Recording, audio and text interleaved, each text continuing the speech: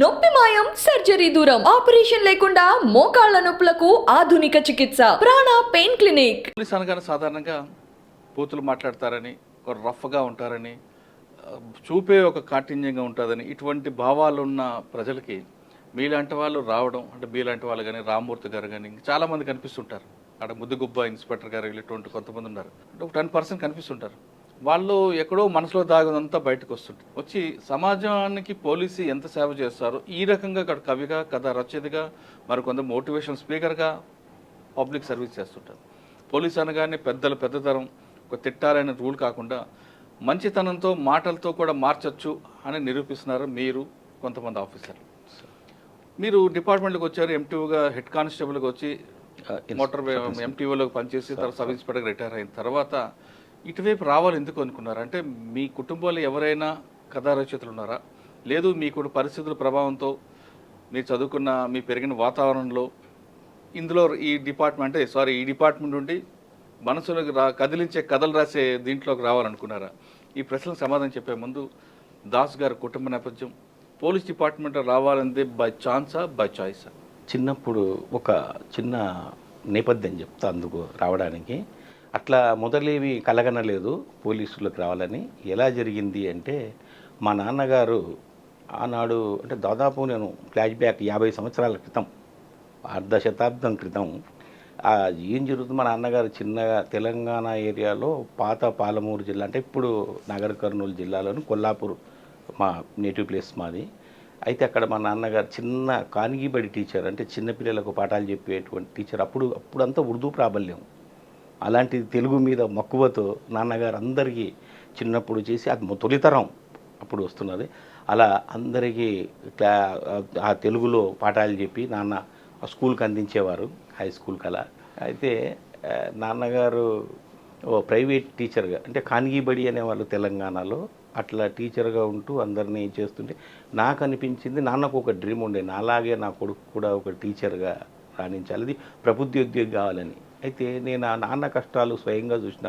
మీరు ఇందాకే అన్నారు, అది ఒక నానుడి ఉంది, బతకలేక బడి పంతులు అని.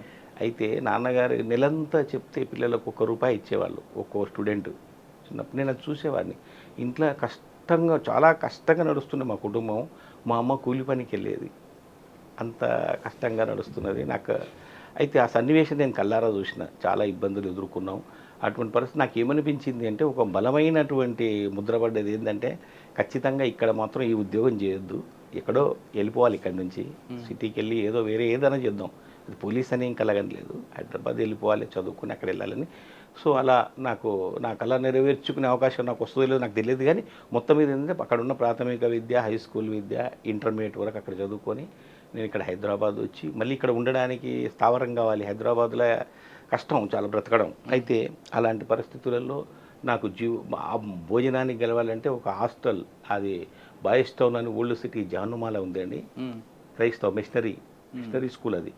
అందులో బోర్డర్గా జాయిన్ అయ్యి అక్కడే ఐటీఐ కంప్లీట్ చేసుకొని నైట్ టైం ఎడ్యుకేషన్ కంప్లీట్ చేసుకొని అలా ఇది చేసి ఐటీఐ బేస్ మీదనే నేను పోలీస్ శాఖలో అడ్వర్టైజ్మెంట్స్ చూసేవాడిని. డెక్కన్ క్రానికల్ మోస్ట్ పాపులర్ అన్ని అడ్వర్టైజ్మెంట్స్ అలా చూసుకొని అప్లై చేస్తున్నాను, ప్రతి ఉద్యోగానికి అప్లై చేసేవాడిని.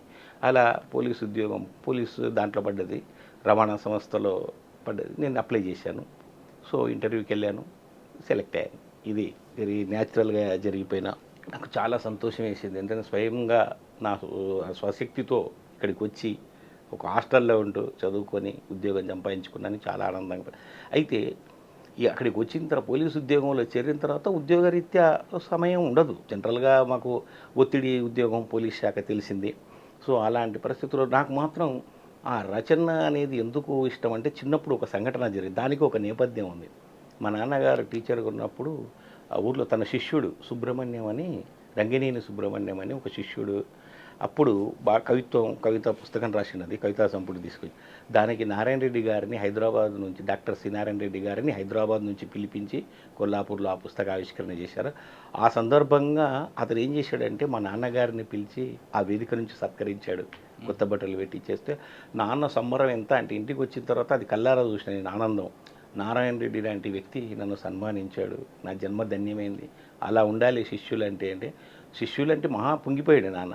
నేను అనుకున్న ఏదో ఒక రోజు అదే నారాయణ రెడ్డి గారితో నేను సత్కారం అనుకుని అన్నను సంతృప్తిపరచాలని. కాకపోతే నేను వెళ్ళి నేను రచన ప్రారంభించేది ఎప్పుడు, అది అయ్యేది ఎప్పుడు అలా. సో అనుకోకుండా నేను రచనలు చేస్తున్నా, కథా రచనలు మాత్రం చేసేవాడిని అక్కడ. అది 4 గోడల మధ్య కూర్చొని రాసుకునేది. ఇక్కడ పబ్లిక్ రిలేషన్ ఏమి ఉండదు కదా సార్ కథ. సో అలా రాసుకునేవాడిని. కానీ పత్రికలు పంపాలంటే పోటీ, తీవ్రమైనటువంటి పోటీ. అప్పుడు తెలుగు సాహితీ సీమని వెళ్తున్నారు ఎండమూరి వీరేంద్రనాథ్, కుమ్మనాపల్లి గణపతిరావు లాంటి మహామహులు ఆంధ్ర భూమిలో సీరియల్స్తో. సో అలాంటి పీరియడ్లో ఎంట్రీ అంత ఈజీ కాదు. అయినా ప్రయత్నిద్దాం అనుకుంటే నాకు మా ఫ్రెండ్స్ కూడా డిస్కరేజ్ చేసిండ్రు. చాలామంది మేధావులు ఉంటారు అక్కడ రచనా రంగంలో, లిటరరీ ఫీల్డ్ వాళ్ళు చాలామంది ఉంటారు, మనమేంటి పోలీసు వాళ్ళం, మనం రాసి కథను సక్సెస్ చేయడం ఏంటి. ఒక్క ఫ్రెండ్ మాత్రం, సుధాకర్ అని అతని పేరు, ఒక ఫ్రెండ్ మాత్రం ఉన్నారు. కానీ రాసేవాళ్ళు గొప్పవాళ్ళు అయి ఉండొచ్చు, కానీ చదివేవాళ్ళు మనలాంటి సాధారణ పాఠకులే. ఫస్ట్ కొటేషన్ నా జీవితంలో అతని నుంచి నిన్నది. సో అది నాకు ఇన్స్పిరేషన్ కలిగించింది. నిజమే, చదివే స్థాయిలోనే రాయాలి. రాసేవాడి స్థాయి ఎంత పెద్దదైనా చదివేవాడి స్థాయికి దిగజారి అక్కడ ఆ స్థాయిలోనే ఉండాలి. చదవడానికి ఎక్కువ మందికి యూజ్ అయ్యేది అదే కదా. సో అది నాకు ఫ్లాష్ లాగా మెలిగింది సార్. దాంతో నేను ఇంకా కథలు రాయడం మొదలుపెట్టి మొట్టమొదటి కథ చెప్పే పెళ్లి చూపు. ఒకసారి కథల గురించి వెళ్ళే ముందు పోలీస్ డిపార్ట్మెంట్ నుంచి వెళ్దామండి.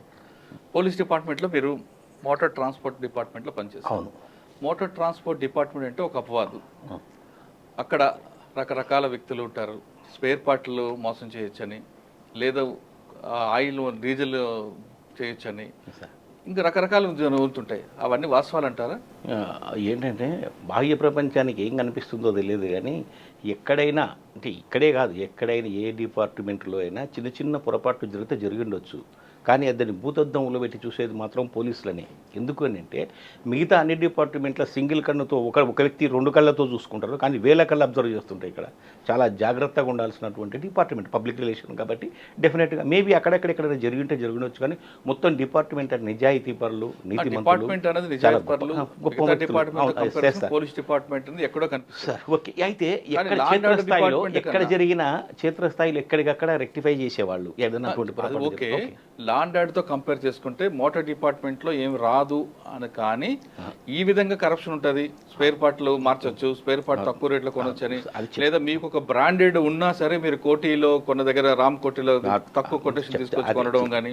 ఒకటి చూడు సార్, ఒకటి ఏంటంటే వెహికల్స్ మన్నిక కావాలి అంటే ఇప్పుడంటే ఏదంటే ఏ కంపెనీ తయారు చేస్తుందో వాళ్ళే ఆ సర్వీస్ వాళ్ళే చేస్తున్నారు. కానీ ఒకప్పుడు ఏంటంటే రకరకాల వెహికల్స్ పోలీస్ శాఖలు ఉండేటివి. ఆ స్పేర్ పార్ట్ షూట్ కావాలంటే ఒక్కొక్కటి ఒక ప్లేస్ నుంచి తీసుకురావాల్సి వచ్చేది. కాబట్టి మేబీ 1 పొరపాటు జరుగుండొచ్చు, కానీ ఎప్పుడైతే ఒక్కొక్కటి చూసుకుంటూ దాన్ని రెక్టిఫై చేసుకుంటూ వచ్చిన తర్వాత ఎక్కడ ఏ స్పేర్ పార్ట్ దొరుకుతుంది మేము. ఎందుకంటే ఇంకోటి బడ్జెట్ ప్రాబ్లంలో ఏదైనా ఉంటే డిఫిషియన్సీ అట్లా లేదు సార్. అట్లేం లేదు సార్, ఒకే షాప్ కానీ అట్లా ఏం లేదు. ఖచ్చితంగా అట్లా ఒకే షాప్ కానీ ఏముండదు. కాకుండా మీరు రామ్కోటిలో ఒక షాప్ తీసుకోండి చెప్తున్నది సార్. ఒకటి ఏంటంటే ఒకే షాప్ అని ఉండదు. ఎందుకంటే ఒక్కొక్కసారి ఏమైందంటే ఒక కంపెనీది ఒక దానికి షూట్ కాకపోవచ్చు, ఆ కంపెనీ వాళ్ళు స్పేర్ పార్ట్స్ అయితేనే షూట్ అవుతాయి, అది అక్కడ దొరకకపోవచ్చు. బహుశా వాళ్ళ దగ్గర మా ఆథరైజ్డ్ డీలర్స్ ఎవరైతే ఉన్నారో వాళ్ళ దగ్గర దొరకకపోవచ్చు. నెక్స్ట్ మీ వేరే షాప్కి వెళ్తే వెళ్ళిండొచ్చు. అటువంటి వెరీ రేర్ కేసెస్, కానీ అన్నట్టు ఉండదు సార్. కానీ మీ డిపార్ట్మెంట్లో లేదు, ఖచ్చితంగా చెప్తున్నా సార్. డిపార్ట్మెంట్లో 1 నేను లేదని అనను. 1 జరిగినొచ్చు కాక దాన్ని అంత నేను వేలెత్తి చూపేంత ఎక్కడైనా ఉంటుంది. చిన్న చిన్న ప్రతి దాంట్లో జరుగుతుంది కాబట్టి ఇక్కడ కూడా జరుగుతుంది. అమ్ముకునే ఆఫీసర్లు ఉంటారని సార్ ఒకటి ఏంటంటే సెలవులు కూడా అమ్ముకునే ఆఫీసర్స్ అంటే అమ్ముకోవడం కాదు, సెలవులు కూడా డబ్బులు తీసుకొని సెలవులు ఇచ్చే చెప్పింది. ఇప్పుడు ఒక విషయం ఏంటంటే సార్, మిగతా ఎక్కడికి వెళ్ళినా అంటే ఏ శాఖలకు వెళ్ళినా వాళ్ళు సొంత పనులు చేసుకోవచ్చేమో, వాళ్ళకు ఆఫీసర్స్ కాబట్టి సెలవులు తీసుకోవచ్చాము. కానీ ఈ డిపార్ట్మెంట్ ఏంటంటే ఒక సెలవు తీసుకోవాలంటే చాలా కష్టపడాల్సి వస్తుంది, ఇబ్బందులు ఎదుర్కోవాల్సి వస్తుంది. అలాంటిది 1 ఎవరైనా ఆఫీసర్తో చేసుకొని ఉండొచ్చు, కానీ అట్లా ఏం లేదు సార్. ఎందుకంటే సిన్సియర్గా డ్యూటీ చేయాలి అనుకున్న వాడికి మాత్రం ఖచ్చితంగా డ్యూటీ చేసుకుంటారు. అవసరం వచ్చినప్పుడు ఇప్పుడు మనం సరి అయినటువంటి రీజన్ ఉంటే డెఫినెట్గా లీవ్ కూడా శాంక్షన్ అవుతుంది సార్. పై అధికారులు కూడా సార్ ఇక్కడ ఉన్నది కూడా మనలాంటి మనుషులే కదా, వాళ్ళకు తల్లి ఉంటుంది, భార్య ఉంటుంది, పిల్లలు ఉంటారు, వాళ్ళకు కూడా తెలుసు సాధక బాధకాలు తెలుసు యథార్థం. అయితే తప్పనిసరిలో వాళ్ళ పైనుంచి ఒత్తిడులు ఉన్నప్పుడు లివ్ ఇవ్వకపోవచ్చు. ఒకసారి ఏంటంటే ఒకసారి గవర్నమెంట్ నుంచి ఆర్డర్స్ వస్తాయి సార్, అందరికీ కర్ఫ్యూ ఉండి మీ అందరు మిగతా గవర్నమెంట్ ఉద్యోగస్తులు ఇంట్లో కూర్చున్నప్పుడు పోలీసు శాఖ ఖచ్చితంగా లీవ్స్ చేయొద్దని గవర్నమెంట్ ఆర్డర్ వేస్తుంది. వేసినప్పుడు ఎట్లా ఇస్తారు సార్ నాకు అర్థం కాదు. గవర్నమెంట్ ఆర్డర్ వేస్తుంది, పోలీస్ శాఖకు మాత్రం లీవ్స్. ఇప్పుడు మొన్న ఫ్లడ్స్ వచ్చినాయి సార్, పోలీస్ శాఖకు ఇవ్వద్దు అంటది. ఎట్లా ఇస్తారు చెప్పండి? కాబట్టి అది డిపార్ట్మెంట్ లేదు అంటున్నారు. లేదు, నేను మళ్ళీ చెప్తున్నా సార్, ఒకటి అరా ఉండొచ్చు ఉండొచ్చు మేబీ. కానీ ఐజీ గోపాలకృష్ణ గారు మీ డిపార్ట్మెంట్ హెడ్కి వచ్చి అవును సార్, వచ్చిన తర్వాత డిపార్ట్మెంట్లో ఎక్కువగా ఫోకస్ చేయడం, ప్రక్షాళన జరగడం అన్నది ఎందుకు జరిగించవచ్చు? మేము కూడా ఆ ఐజీ గారితో ఆయన సబార్డినేట్గా పనిచేయడం మాకు కూడా గర్వకారణమే సార్. ఆయన ఎందుకంటే మాకు అత్యంత ప్రీతిపాత్రమైనటువంటి అధికారి. డెఫినెట్గా ఆయనతో కలిసి చాలా రోజులు మేము కలిసి నడిచాం సార్తో, మాకు చాలా ఆనందం సార్. అయితే సార్ వచ్చిన తర్వాత కొన్ని మార్పులు చేర్పులు చేసింది మాత్రం ఖచ్చితంగా. ఎందుకనంటే ఈ వెహికల్స్ మన్నిక కానీ స్పేర్ పార్ట్ తీసుకోవడం ఇవన్నీ ఏం చేసినాడంటే అతను కొన్నిటి మీద దృష్టి పెట్టిండు, కేంద్రీకరించి ఇలా మార్పులు చేద్దాం. డెఫినెట్గా ఇది ఎందుకు వీళ్ళు స్పేర్ పార్ట్స్ వాడతారు, వాళ్ళకు డ్యూ టు ఏంటంటే ల్యాక్ ఆఫ్ నాలెడ్జ్, దాని గురించి అవగాహన లేకపోవడం. దీనికోసం ప్రత్యేకమైనటువంటి క్లాసులు పెడదాం, జిల్లా వైడ్ మనం పంపిద్దాం, మన స్టాఫ్ను పంపిద్దాం. ఎందుకంటే ఇక్కడ వెల్ ట్రైన్డ్, ఇది హెడ్ ఆఫ్ ది డిపార్ట్మెంట్ కదా, ఇక్కడంతా క్వాలిఫైడ్ ఉంటారు. కాబట్టి డెఫినెట్గా ఇక్కడ నుంచి పంపుదాం. మనం బాగా కంపెనీ నుంచి తర్ఫీదు పొందిన వాళ్ళు, మాకు కంపెనీ నుంచి ట్రైనింగ్స్ వస్తాయి. టాటా నేను కూడా ఆయన ఛార్జీ తీసుకున్న తర్వాత చాలా స్కామ్స్ బయటకు వచ్చాయి కదండి. చెప్తున్నా కదా సార్, దాన్ని స్కామ్స్ అనే బదులు ఇప్పుడు ఏదో ఒకటి మన సోవియట్ రష్యా ఇనుపతెర లోపల అని తెర తీసిన తర్వాత మొత్తం లోపల లొసుగులు తెలుస్తాయి. సోవియట్ రష్యా తెలుసు కదా సార్ మీకు, ఎట్లా ఇనుపతెర లోపల అని ఉండే, అట్లాగే తెర తొలగిన తర్వాత చిన్న కానీ ఏమైంది, అన్నిటిని రెక్టిఫై చేయడానికి కదిలిచ్చినప్పుడే, తీగ లాగినప్పుడే డొంక కదులుతుంది. మేబీ ఒకటి అర ఉంటే ఉండొచ్చు, కానీ ప్రక్షాళన చేయడం అనేది పోలీస్ శాఖలో అప్పుడప్పుడు కూడా జరిగింది. అంతకంటే ముందు కూడా ఒకటి అర జరిగినాయి. ఎందుకంటే అల్వాలియా గారు ఉన్నప్పుడు, తర్వాత పివి నాయుడు గారు ఉన్నప్పుడు కొన్ని మార్పులు చేర్పులు అయినాయి. మళ్ళీ అధికారులు మారితే అవుతుంటుంది. అంత మాత్రాన పూర్తిగా అట్లా ఉంది అని ఏం లేదు. కానీ మంచి పోలీస్ రవాణా సంస్థ ఇప్పుడు ఈరోజు యాజ్ ఆన్ టుడే ఈరోజు అద్భుతమైనటువంటి అధికారి అనుకున్న రాజేష్ గారని ఎస్పీ చాలా అద్భుతంగా, అది ఎంత అత్యున్నత స్థాయిలో ప్రామాణికంగా సర్వీసెస్ అందిస్తుంది. ఎక్కడ దూకాలేదు సార్.